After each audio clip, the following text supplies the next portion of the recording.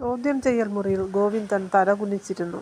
അയാളുടെ മുന്നിലെ മേശപ്പുറത്ത് ആ പഴയ ഫോട്ടോ ഉണ്ടായിരുന്നു. ചെറിയ ആര്യ, അവളുടെ അടുത്ത് 12 വയസ്സ് തോന്നിക്കുന്ന ഒരു ആൺകുട്ടി, പിന്നിൽ ഗോവിന്ദൻ. CI കാർത്തിക് ഫോട്ടോ ഗോവിന്ദൻ്റെ മുന്നിലേക്ക് നീക്കിവെച്ചു. "ഇനി കള്ളം പറയരുത് ഗോവിന്ദ. ആര്യയെ നിങ്ങൾക്ക് നേരത്തെ അറിയാമായിരുന്നോ?" ഗോവിന്ദൻ പതുക്കെ തലയുയർത്തി. കണ്ണുകൾ നിറഞ്ഞിരുന്നു.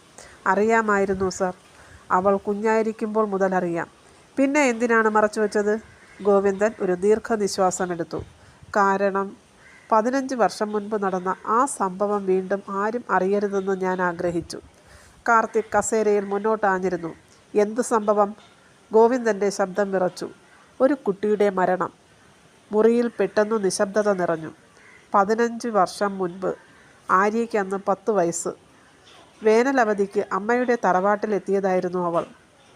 വലിയ പഴയ വീട്, ചുറ്റും മരങ്ങൾ, വീടിൻ്റെ പിന്നിൽ ആഴമുള്ള ഒരു കുളം. ആ വീട്ടിൽ ഗോവിന്ദൻ അന്ന് ജോലിക്കാരനായിരുന്നു.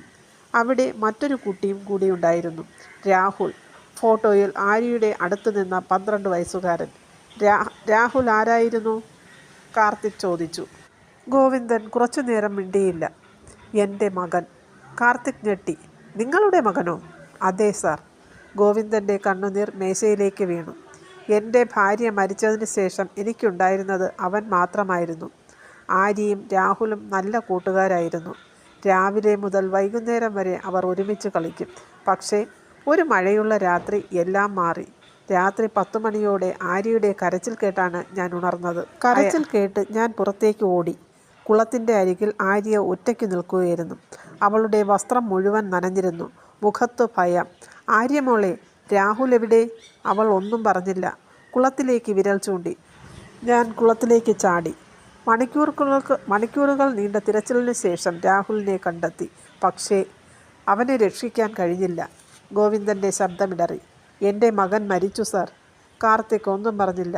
"പോലീസ് അത് അപകടമെന്ന് എഴുതി തള്ളി. പക്ഷേ നിങ്ങൾ അത് വിശ്വസിച്ചില്ല, അല്ലേ?" ഗോവിന്ദൻ കാർത്തിക്കിൻ്റെ കണ്ണിലേക്ക് നോക്കി. "ഇല്ല സാർ." "എന്തുകൊണ്ട്?" ഗോവിന്ദൻ മേശപ്പുറത്തിരുന്ന ഫോട്ടോ എടുത്തു. രാഹുലിൻ്റെ കയ്യിൽ ഒരു മുറിവുണ്ടായിരുന്നു, ആരോ ശക്തമായി പിടിച്ചതുപോലെ. കാർത്തിക്കിൻ്റെ മുഖം ഗൗരവമായി. "ആര്യയാണെന്ന് നിങ്ങൾ കരുതിയോ?" ഗോവിന്ദൻ പെട്ടെന്ന് പറഞ്ഞു. "ഇല്ല, ആ കുഞ്ഞിന് അങ്ങനെ ചെയ്യാൻ കഴിയില്ല." "പക്ഷേ അന്ന് രാത്രി ആര്യ ഒറ്റയ്ക്കായിരുന്നില്ല." കാർത്തിക് നിശ്ചലനായി. "പിന്നെ ആരുണ്ടായിരുന്നു?" ഗോവിന്ദൻ മറുപടി പറയാൻ തുടങ്ങിയ നിമിഷം വാതിൽ തുറന്നു ഒരു പോലീസുകാരൻ അകത്തേക്ക് വന്നു. "സാർ, ഒരു പ്രധാന വിവരം കിട്ടി." കാർത്തിക് അസ്വസ്ഥനായി തിരിഞ്ഞു. "എന്താണ്?" "വിവാഹത്തിന് 2 ദിവസം മുൻപ് ആര്യ പിൻവലിച്ച 2 ലക്ഷം രൂപ ഓർമ്മയില്ലേ?" "ഉണ്ട്." "ആ പണം ആര്യ ഒരാൾക്ക് നൽകിയിട്ടുണ്ട്." "ആർക്ക്?" പോലീസുകാരൻ ഒരു CCTV ചിത്രം കാണിച്ചു. ഒരു ചെറിയ കഫയുടെ പുറത്തുള്ള ചിത്രം. ആര്യ ഒരു കവർ ഒരാൾക്ക് കൈമാറുന്നു. പക്ഷേ അയാളുടെ മുഖം വ്യക്തമായിരുന്നില്ല. കാർത്തിക് ചിത്രം സൂക്ഷിച്ചു നോക്കി.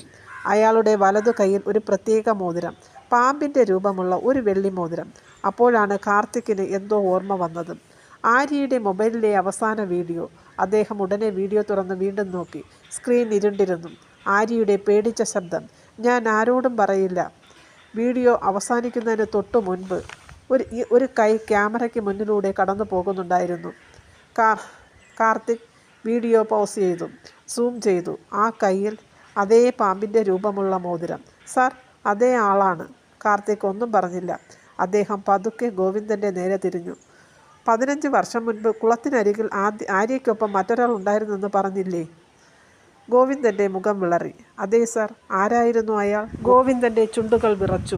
"ഞാൻ അയാളുടെ മുഖം കണ്ടില്ല, പക്ഷേ അയാളുടെ കൈ ഞാൻ കണ്ടിരുന്നു." കാർത്തിക്കിൻ്റെ ഹൃദയമിടിപ്പ് കൂടി. ഗോവിന്ദൻ പതുക്കെ പറഞ്ഞു. "ആ കൈയിലും പാമ്പിൻ്റെ രൂപമുള്ള ഒരു മോതിരമുണ്ടായിരുന്നു." കാർത്തിക് കസേരയിൽ നിന്ന് ചാടി എഴുന്നേറ്റു.